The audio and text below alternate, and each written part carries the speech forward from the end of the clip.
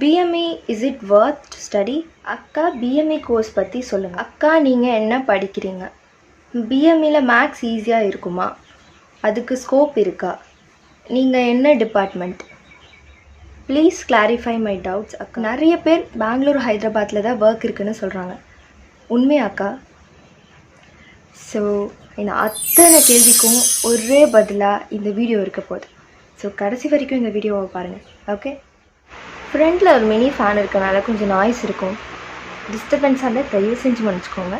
So இந்த எல்லா கேள்விக்கும் பதில் தெரிஞ்சுக்கிறதுக்கு முன்னாடி பயோமெடிக்கல் இன்ஜினியரிங்னா என்னென்னு தெரிஞ்சுக்கணும். So what is biomedical engineering? That combines of engineering principle with medical knowledge to design, develop and improve the medical devices and equipments and technology, and that technology will save lives and healthcare outcomes. சிம்பிளாக சொல்லவா, எந்த டாக்டராச்சும் control plus alt plus fix software use பண்ணியிருக்காங்க. But you can. So இந்த college சேர்கிறதுக்கு முன்னாடியே நீங்களும் டாக்டரும் ஈக்குவல் அப்படின்னு சொல்லி உசுப்பேத்தியே நம்மளை சேர்த்துக்கிட்டு இருப்பாங்க. அதுவும் எம்பிபிஎஸ்க்கு ட்ரை பண்ணி கிடைக்காம போனவங்ககிட்ட. ஓகேவா? ஆனால் அது உண்மை தான். எந்த அளவுக்கு உண்மைன்றதை நான் இப்போ சொல்கிறேன். நீங்கள் ஏன் பயோமெடிக்கல் இன்ஜினியரிங் எடுத்தீங்க? ஒன்றுமே தெரியல. அட, பயோன்னு பேர் இருக்குங்க, அதனால எடுத்தேன். அந்த பேர்னால தான் எடுத்தேன். நீட் எழுதினேன், கிடைக்கல, அதனால எடுத்தேன். என் பேரண்ட்ஸ் சொன்னாங்க, அதனால எடுத்தேன். என் பக்கத்து வீட்டுக்காரங்க சொன்னாங்க, அதனால எடுத்தேன். நானே காலேஜ் சேர்றப்போ காலேஜ்கிட்டே கேட்டேன் எந்த கோர்ஸ் நல்லா இருக்கும்னு. ஆள் இல்லாத டிபார்ட்மெண்ட். நிறைய பேர் சேருவாங்க, சீட்டு கிடைக்காதுன்னு சொன்னாங்க. அப்படி ஒரு டிபார்ட்மெண்ட் இருக்குதுன்னு சொன்னாங்க.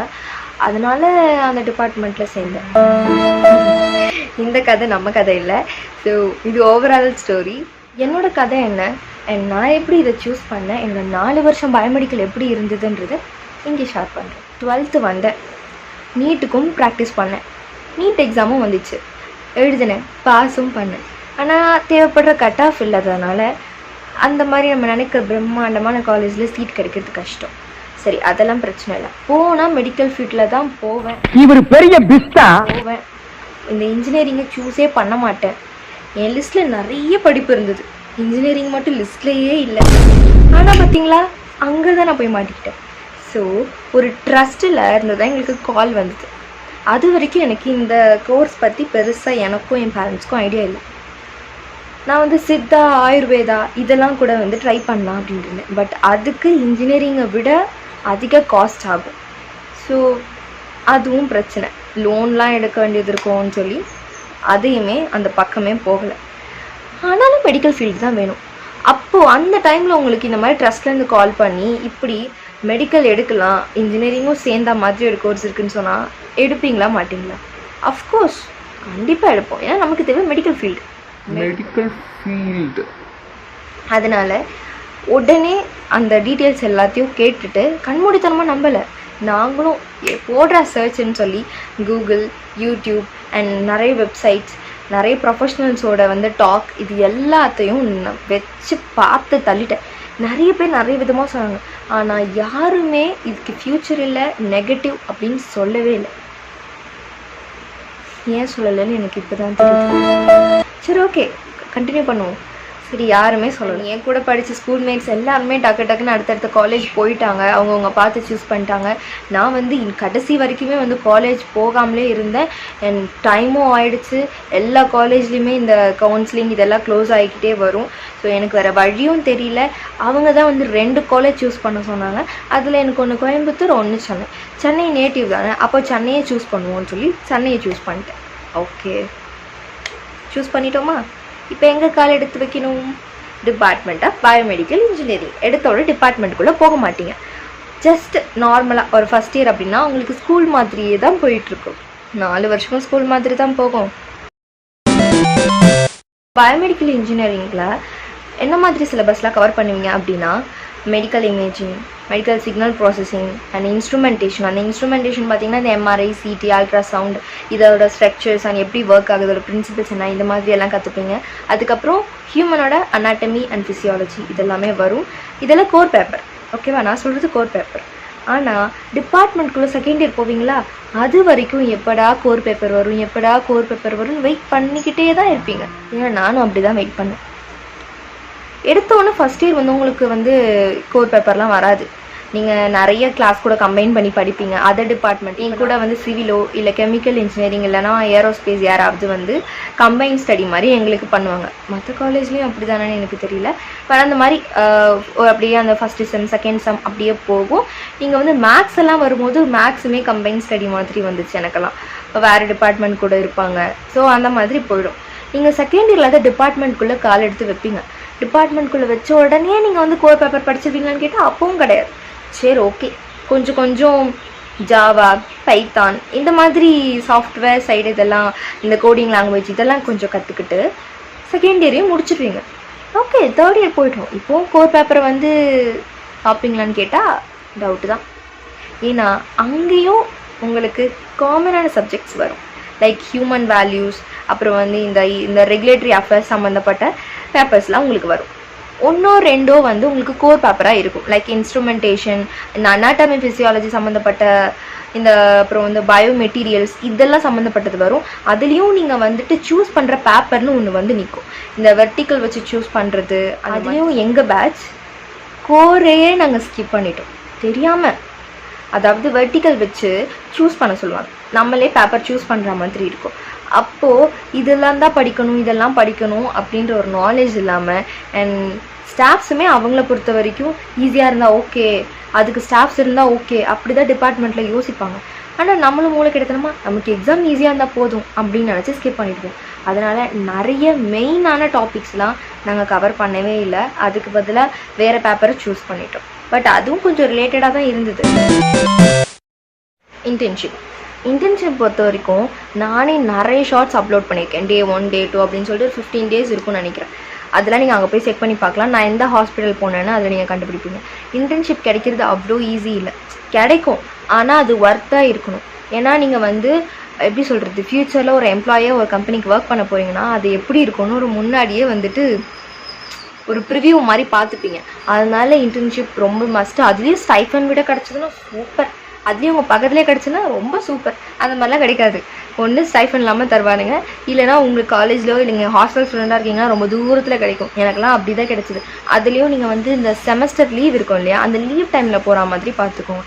ஏன்னா காலேஜ் படிக்கிறப்ப எந்த காலேஜும் எந்த டிபார்ட்மெண்ட்டும் உங்களை அவ்வளோ சீக்கிரத்தில் விட மாட்டாங்க. அப்படி விடுற காலேஜில் நீங்கள் படிக்கிறீங்கன்னா வேறு லெவல்.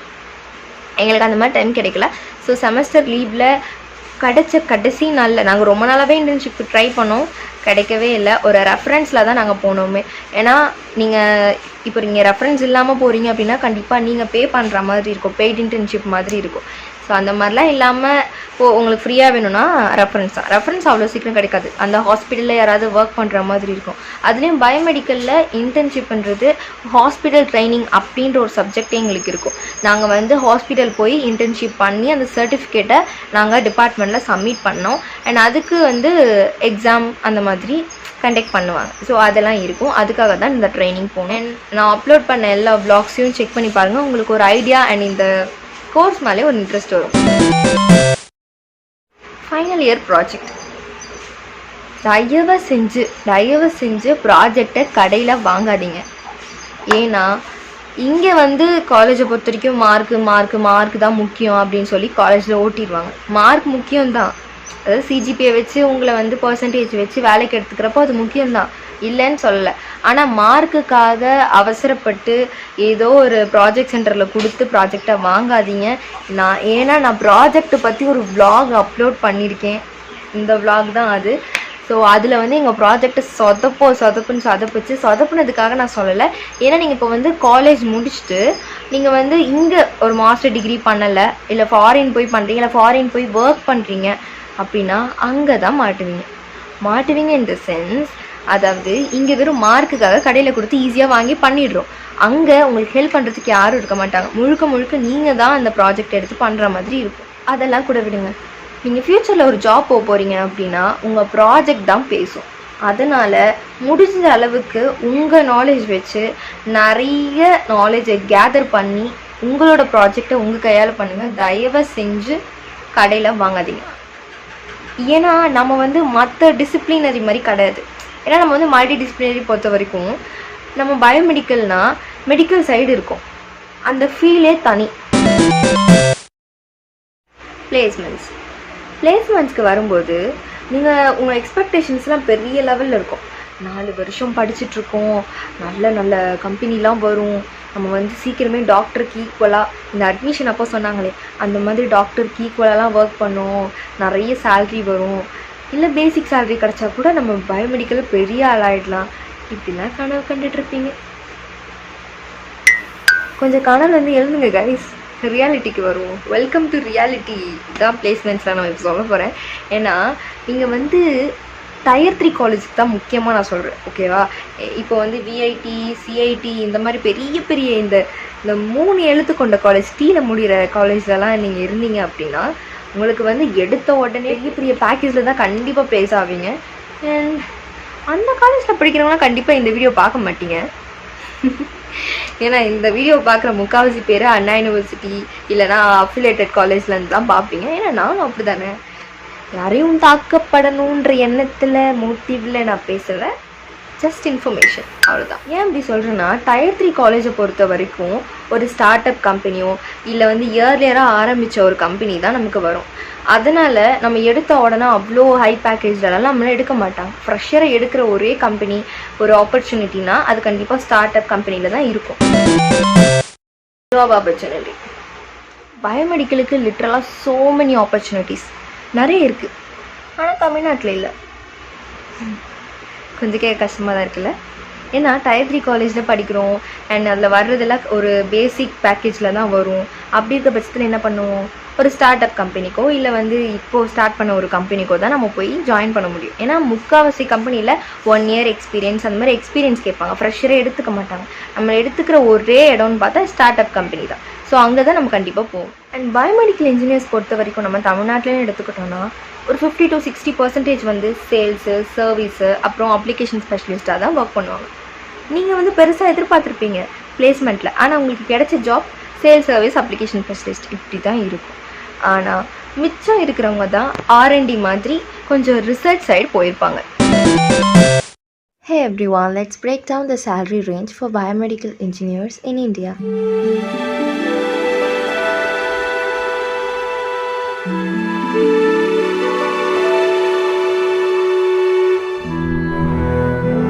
அண்ட் ஒரு விஷயத்த மைண்டில் வச்சுக்கோங்க, நீங்கள் இருக்கிற லொக்கேஷன் பொறுத்து உங்கள் சேலரி மாறும். இவ்வளோ நேரம் என்னோடய 4 வருஷம் எக்ஸ்பீரியன்ஸையும் என்ன மிஸ்டேக் பண்ணக்கூடாது அண்ட் எதை பண்ணணும் அப்படின்றதையும் உங்கள்கிட்ட சொல்லியிருப்பேன். இப்போது நீங்கள் எல்லாருமே உங்கள் எல்லார் மைண்டுக்குள்ளேயும் ஓடிட்டுருக்கிறது பயோமெடிக்கல் ஒர்த்தா இல்லையா, அதுதானே. படிக்கிற காலத்துலேயே நீங்கள் சாஃப்ட்வேர் சைட் தான் போவேன், ஹார்ட்வேர் சைட் போவேன் அப்படின்றத நீங்கள் சூஸ் பண்ணி வச்சுருந்தீங்கன்னா கண்டிப்பாக உங்கள்கிட்ட ஒரு கிளாரிட்டி இருக்கும். என்கிட்ட 1008 குழப்பம் ஓடிக்கிட்டு தான் இருக்குது. So still there is no clarity. Okay, அதனால் கரெக்டான டிசிப்ளினை சூஸ் பண்ணி ஃபைனல் இயர்க்குள்ளே ஒரு கிளாரிட்டியை கொண்டு வந்துடுங்க, சரியா? ஏன்னா என்றைக்குமே அழியாத ஒரு ஃபீல்டுன்னு பார்த்தீங்கன்னா அது மெடிக்கல் ஃபீல்டு. அதுலேயும் நீங்கள் இன்ஜினியரிங் பிரின்சிபிள்ஸை கொண்டு வரீங்கன்னா அது சூப்பர். ஏன்னா மெடிக்கல் இன்ஜினியரிங் ரெண்டுமே சேர்கிற இடம். ஏன்னா இந்த இடத்துல நீங்கள் சாஃப்ட்வேர் சைடும் போக முடியும் அண்ட் உங்களுக்கு வந்து மிஷினரி இந்த இன்ஸ்ட்ருமெண்டேஷன் சைடு இன்ட்ரெஸ்ட் இருக்குனாலும் போக முடியும். ஏன்னா நீங்கள் ஒர்க் பண்ணுற இடத்துல பார்த்தீங்கன்னா எல்லாருமே பயோமெடிக்கல் இன்ஜினியர்ஸ் தான் ஒர்க் பண்ணுவாங்க இல்லை, இசி டிபார்ட்மெண்ட், அதாவது எலக்ட்ரிக்கல் அண்ட் எலக்ட்ரானிக்ஸ் டிபார்ட்மெண்ட்டில் இருந்தும் ஒர்க் பண்ணுவாங்க. R&D சைட் போனீங்கன்னா அங்கேயும் அப்படி தான். ஸோ எதில் இன்ட்ரெஸ்ட் இருக்குன்றதை நீங்கள் தான் கிளாரிஃபை பண்ணணும். இன்ட்ரெஸ்ட் இருந்தால் மட்டும்தான் இந்த கோர்ஸ் உங்களுக்கு செட் ஆகும். ஃபியூச்சர் ஸ்கோப் இருக்கா அப்படின்னு இந்த பொண்ணு கேட்டிருந்தா சொல்கிறது இங்கே முக்கியம் இல்லை, அதை விட இது மெடிக்கல் ஃபீல்டு, என்றைக்குமே அழியாத ஒரு ஃபீல்டு. கொஞ்சம் மூளையை யூஸ் பண்ணி யோசித்து பார்த்தீங்கன்னா உங்களுக்கு ஹிட் ஆகும். ஏன்னா ஹியூமனை பேஸ் பண்ணி தான் இந்த மெடிக்கல் ஃபீல்டே இருக்குது. MBBSஆக இருக்கட்டும், ஆயுர்வேதா, சித்தா, அந்த மாதிரி எல்லாமே நிறைய டெக்னாலஜிஸ் இந்த ஹியூமன்ஸை பேஸ் பண்ணி தான் இருக்குது. அப்போது ஹியூமன் இருக்கிற வரைக்கும் மெடிக்கல் ஃபீல்டும் இருக்கும். அப்போ பயோமெடிக்கல் ஒர்த்தா இல்லையா? இப்போது நீங்கள் தமிழ்நாட்டில் இருக்கீங்கன்னா அதுக்கு லெஸ் ஆப்பர்ச்சுனிட்டி தான், ஏன்னா அந்த மாதிரியான இண்டஸ்ட்ரீஸ் நம்மளுக்கு கிடைக்கல. ஆனால் நீங்கள் ஹைதராபாத், பெங்களூர், இந்த பொண்ணுக்கிட்ட மாதிரி இப்படி சொல்கிறாங்களே அது உண்மையா அப்படின்னு பார்த்தீங்கன்னா அஃப்கோர்ஸ் உண்மை தான். ஏன்னா பெங்களூரு, ஹைதராபாத் சைட்லாம் அதுக்கேற்ற மாதிரியான இண்டஸ்ட்ரீஸ் இருக்குது. அங்கே இந்த மாதிரி ப்ராடக்ட் பேஸ்டு கம்பெனிஸ்லாம் இருக்குது. ஏன்னா சர்வீஸ் பேஸ்டுன்னப்போ உங்களுக்கு கொஞ்சம் கஷ்டமாக இருக்கும். ஆனால் இதுவே ப்ராடக்ட் பேஸ்டுனா சூப்பர். ஏன்னா நீங்கள் நல்லா க்ரோ ஆவீங்க அந்த மாதிரி கம்பெனியில், நிறைய நாலேஜ் கேதர் பண்ணிப்பீங்க. சில பேர் வந்து மேக்ஸ் இருக்குது ஈஸியாக இருக்குமா அப்படின்னு கேட்டிங்க. காலேஜ் வந்தால் கண்டிப்பாக தேறிடுவீங்க. அதனால் எதை நினச்சும் பயப்படாதீங்க, ஓகேவா? ஏன்னா இன்ஜினியரிங் ஆச்சே, மெடிக்கல் மட்டுமா படிக்க போகிறோம். பயோமெடிக்கல்னால் மெடிக்கல் ப்ளஸ் இன்ஜினியரிங் ரெண்டும் சேர்ந்து தான் நாங்கள் படிக்கிறோம் பிஎம்இ அப்படின்னு. அதனால் அதில் மேக்ஸ் இருந்தது. ஸோ ஒவ்வொரு செம் M1, M2, M3, M4 இந்த 4 பேப்பரை கிளியர் பண்ணுறதுக்குள்ளே நாக்கு தொங்கிரும், பலி அடிக்குது. ஸோ ஃப்ரீயாக விடுங்க, அதெல்லாம் ஒரு பிரச்சனையும் இல்லை. ஃப்ரெண்ட்ஸ் கூட சேர்ந்து படிங்க. அப்படி இல்லைன்னா இந்த மேக்ஸ் டியூட்டர் யூடியூப்பில் எக்கச்சக்கமாக இருக்காங்க. நான் பாஸ் ஆகிறதுக்கு அந்த தெய்வங்க தான் காரணம், தெரியுமா? நீங்கள் கிளாஸில் லெக்சர் எடுக்கிறத வச்செல்லாம் உங்களால் ஒன்றுமே பண்ண முடியாது. அதுக்காக நான் ஸ்டாஃப்ஸை குறை சொல்லலை. நீங்கள் தனியாக ஸ்டாஃப் ரூமில் போய் டவுட் கேட்டிங்கன்னா சொல்லுவாங்க. ஆனால் எல்லா நேரமும் அவங்க போய் நிற்குமா? அவங்களுக்கு கொடுக்குறதே 10-5 நிமிஷம் தான். ஸோ அங்கே போய் டிஸ்டர்ப் பண்ண முடியாது. அதனால காலேஜ் சேர்ந்துட்டிங்கன்னா ஃபுல் அண்ட் ஃபுல் உங்கள் டிசிப்ளினில் தான் நீங்கள் படிக்கிற மாதிரி இருக்கும். ஸோ டைம் இருக்கிறப்போலாம் ஃபுல்லாக படிங்க. அந்தளவுக்கு ஃபார்முலாஸை மெமரிஸ் பண்ணுறது அண்ட் ப்ராக்டிஸ் பண்ணுறது அப்படின்னு பண்ணுங்கள். அண்ட் உங்களோட இன்ட்ரெஸ்ட் எவ்வளோக்கு எவ்வளோ இருக்குன்றது முக்கியம். அண்ட் நீங்கள் படிக்கிற காலத்திலே எந்த டிசிப்ளினில் இன்ட்ரெஸ்ட் இருக்குது அப்படின்றத பார்க்குறது ரொம்ப முக்கியம். அண்ட் நீங்கள் கரெக்டான டிசிப்ளினை சூஸ் பண்ணுறீங்க அப்படின்னா உங்களுக்கு ஃப்யூச்சரும் பிரைட்டாக இருக்கும், பயோமெடிக்கல் இன்ஜினியரிங் மாதிரியே, ஓகேவா? இது 4 வருஷம் பயோமெடிக்கல் இன்ஜினியரிங்கில் படித்து எக்கச்சக்கமான மெரிட்ஸ் அண்ட் டிமெரிட்ஸை பார்த்ததுனால இந்த மாதிரி ஒரு விஷயத்த என் எக்ஸ்பீரியன்ஸை உங்ககிட்ட ஷேர் பண்ணணும்னு நினச்சேன். அண்ட் இதெல்லாம் சொல்லணும்னு எனக்கு தோணுச்சு. இப்போ நான் வந்து ஒரு ஜூனியர் பொண்ணு இல்லை வந்துட்டு புதுசாக இந்த வீடியோ பார்த்துட்டு ஒரு பொண்ணு வந்து அக்கா நீங்கள் பயோமெடிக்கல் இன்ஜினியரிங் படிக்கிறேன் வந்து பயோமெடிக்கல் இன்ஜினியரிங் சூஸ் பண்ண போகிறேன் அப்படின்னு ஒரு கேட்குற என்னோடய ஜூனியர்ஸ்க்கு நான் சொல்கிறது தான் இந்த வீடியோ. அதனால் பயோமெடிக்கல் சூஸ் பண்ணனா தாராளமாக பண்ணுங்கள். ஆனால் உங்கள் இன்ட்ரெஸ்ட்டை 100% கொடுங்க. அண்ட் நீங்கள் 4 வருஷம் படிக்கிற அந்த காலேஜ்லலாம் உங்களுக்கு அவ்வளோ நாலேஜ் இருக்காது. ஏன்னா நம்ம முன்னாடியே சொன்ன மாதிரி தான் இந்த ஒரு செம் 6 monthsல நம்ம ப்ராக்டிக்கல் நாலேஜ் பெருசாக கிடைக்காது. நம்ம மார்க்கில் தான் ஃபோக்கஸ் பண்ணுவோம், டைமில் ஃபோக்கஸ் பண்ண மாட்டோம், புரிஞ்சுக்கிறதுக்கு டைம் கொடுக்க மாட்டாங்க. ஸோ நீங்கள் டைம் கிடைக்கிறப்போலாம் உங்களோட நாலேஜை வளர்த்துக்கிறதுக்கு என்னெல்லாம் பண்ண முடியும். அண்ட் 3rd இயரில் வந்துட்டு இன்டர்ன்ஷிப் 2-3 இன்டர்ன்ஷிப் போகிறது, அதெல்லாம் நீங்கள் உங்கள் திறமையில் பார்த்துக்கிட்டா தான் உண்டு. ஸோ எந்த காலேஜும் எந்த பிளேஸ்மெண்ட் எந்த டிபார்ட்மெண்ட்டும் உங்களுக்கு ஸ்பூன் ஃபீடிங் பண்ண மாட்டாங்க. இவ்வளோ நேரம் நம்ம வந்து பயோமெடிக்கல் இன்ஜினியரிங் கோர்ஸ் பற்றி ஆரஞ்சிக்கிட்டு இருந்தோம். நம்ம சேனலுக்கு நீங்கள் புதுசு அப்படின்னா so let me introduce, I am Shanmugapriya. கொஞ்சம் ஃபன் அண்ட் இன்ஃபர்மேட்டிவான பிளாக்ஸ் தான் நான் நிறைய அப்லோட் பண்ணியிருக்கேன். முக்கியமாக நான் காலேஜ் டேஸில் ஹாஸ்டல் அது மாதிரி நிறைய இருக்கும். நீங்கள் ஹாஸ்டல் பற்றி ஏதாவது கைட் கேட்டிங்கனாலும் சரி, இந்த இன்ஜினியரிங் காலேஜ் பற்றி நீங்கள் ஐடியா கேட்டாலும் சரி, ஜஸ்ட் கமெண்ட் பண்ணுங்கள். அது மூலயமா நான் உங்களுக்கு நெக்ஸ்ட் வீடியோ அப்லோட் பண்ணுறேன்.